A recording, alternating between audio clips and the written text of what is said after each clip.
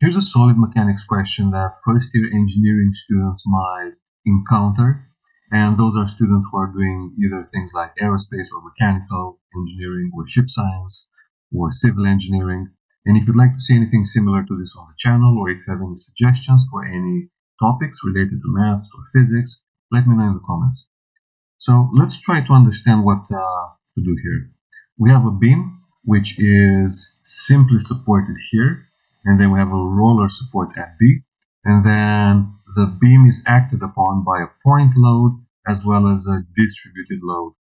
And we have to find the normal force, shear force, and bending moment at point C. Okay? And as with any similar problem, the first thing I would recommend is to draw the free body diagram and then find the reaction forces. Okay? So at A, we have a vertical reaction force, and then we have a horizontal reaction force as well. And then at B, we just have a vertical reaction force. So this is RBY. Okay, so the difference between A and B is that at A we have a simple support which can take two reactions, whereas at B we have a roller support that can only have a reaction perpendicular to the beam. Okay, and now I'm going to draw the other external forces. So we have a 12 kilonewton force here, and then we have a distributed load from halfway along the beam, it seems, all the way to the end. Right, so we have this going on like that, and I'll draw some distances as well. So this is 1.5 meters, this is also 1.5 meters, and this is 3 meters. Right, so the first thing we do is try to find the reactions. Okay, so the first one is this. So I'll start with the sum of forces acting in the x direction equals 0. Okay, and we just have one force in the x direction, which is RAX, and that means that force is equal to 0 because it's the only one. Now, in terms of the vertical reaction, in terms of the vertical forces, we use the fact that all positive forces are going up and everything going down is negative. Okay, so let's see what we have. This reaction force, I drew it as going up, so we're going to consider it positive, and then we have plus RBY, and then we have minus 12, which is the point load, and we also have to include a distributed load, right? So the distributed load is 9 kilonewtons per meter. Let me just add it here as well. And it's acting along the final 3 meters of the beam, and it's acting downward. So this is going to be minus 9 multiplied by 3. And this is going to be 0. So RAY plus RBY equals, so we have 27 plus 12, okay, which should be 39 kilonewtons. Okay, so those are the two reaction forces, RAY and RBY, but we still have to find what their actual values are because we just found the sum here. And to find their individual values, we need to also consider the equilibrium of moments, okay? And to do that, I will take moments about this point, okay, which I'm going to call, well, that's called point B according to the problem. So we're going to take moments about point B, right? So the sum of moments about B has to be equal to 0, otherwise we don't have balance. And as usual, we have counterclockwise moments as positive and clockwise moments as negative, okay? Right, so about point B, we don't have a moment of this RB force, okay? But we have a moment due to this RAY force, which is clockwise, okay? So we have minus RAY times the moment arm, which is the length of the beam in this case, so 6 meters, And then we have another moment due to this 12 kilonewton force. So that's going to be plus 12 times, and then we have 4.5, right? And this is a counterclockwise moment, as you can see from the diagram. And then we have another moment due to this distributed load, okay? So let's write it like that. We have plus, and then we have 9 times 3. So this 9 times 3 gives us the force. And now we have to multiply this by the moment arm, okay?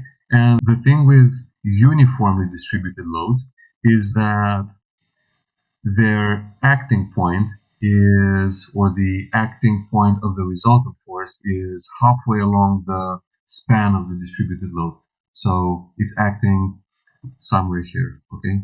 So 1.5 meters away from this. So the moment arm for this is actually 1.5, like that, and this equals 0, okay? So if we rearrange, we get 6 RAY equals, okay, and then we have to multiply all the forces with the moment arm, so we get 54, and then we get 27 times 1.5, which is 40.5. So we have an RAY equal to, it should be 15.75 kilonewtons. Okay, so that's RAY, and then we can find RBY as well by subtracting one from the other. So RBY is going to be equal to 39 minus this, okay? So that is 23.25 kilometers. Okay, so those are the only reaction forces which are acting on the beam. But that's not what the problem wants us to find. The problem wants to find the normal force, shear force, and bending moment at point C. Okay? So in order to do this, I will draw a free body diagram which shows the beam starting from the left-hand side, which is A, and it ends here, which is point C. So I'm only considering essentially this section of the beam here. Okay, and now we're going to draw all the forces acting on this section of the beam. So we have a reaction force here, let's call it RA. Now I'm going to remove the Y because there's no X component of the reaction. So just to make things cleaner, I'll just call it RA. And then we have a 12 kilonewton force, which is acting downwards. So this one is acting here like this. This is 12 kilonewtons. And this distance is 1.5 meters. Okay. Now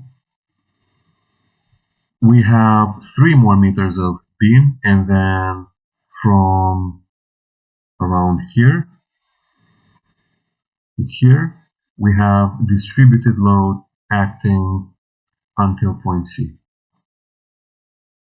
Okay, and this distributed load has a value of 9 kilonewtons per meter, and in our case, this is not really to scale, but you get the idea. So this is 1.5 meters, and this is also 1.5 meters. Okay, and now let's draw what happened. And now let's draw what happens at point C. Okay, so we have a normal force, we have a shear force, and we have a bending moment, like this. And we're going to try to find each of them individually. So first of all, we add up all the forces in the x direction. The resultant is 0 as usual. So this is the only force, which means that this force is actually 0. And we're going to do the same thing with the vertical forces. So let's see what vertical forces we have. First of all, we have this RA, which is upwards. So we're going to treat it as positive, and that's 15.75. Okay, and then we have minus 12. And then we have minus 9 multiplied by 1.5, because now this distributed load is only acting for 1.5 meters, and then we have minus S, which is our unknown shear force, and the whole thing has to be equal to 0. Okay, so the shear force will be equal to, so I move the shear force on the other side, and let's see, so this becomes 3.75 minus, and then 9 times 1.5, this is 13.5. So the result here is minus 9.75 kilonewtons, right? And we got a negative sign in front of the shear force, and we're going to discuss what this means a bit later. But for now, let's try to find the bending moment as well. So to find that bending moment, we're going to take moments about this point C that we have here, and I'm going to say that the sum of moments about C is equal to 0. Okay? So let's see which forces produce moments about point C. So we have, first of all, we have the RA force, which produces a clockwise moment. So we have minus, and RA was 15.75, multiplied by, and then we have to consider the moment arm, which is the length of this section, which is 4.5. And then we have another moment due to this 12 kilonewton force, and that's counterclockwise.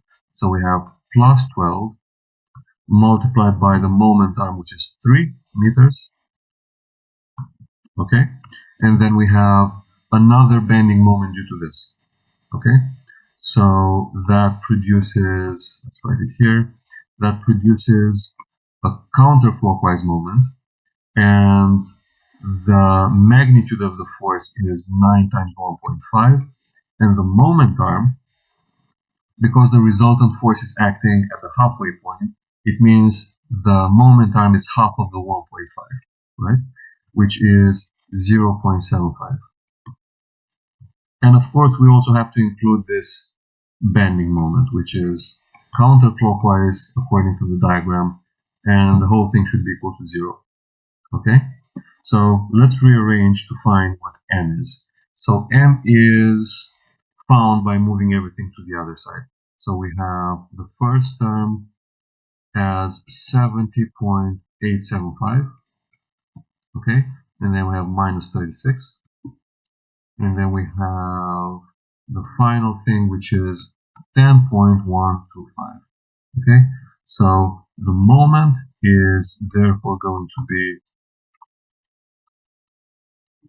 24.75, and those are kilonewton meters. And that's it. Okay, so we found the normal force, the shear force, and the bending moment at point C. So let's put everything together. We have that at point C, the normal force is 0. The shear force is equal to minus 9.75. Okay, so we're gonna talk about this in a second. So this is also 0 kilonewtons, and then the moment is going to be 24.75 kilonewton meters. Okay, so the fact that this is positive, it means that our initial assumption that the moment is counterclockwise was actually correct.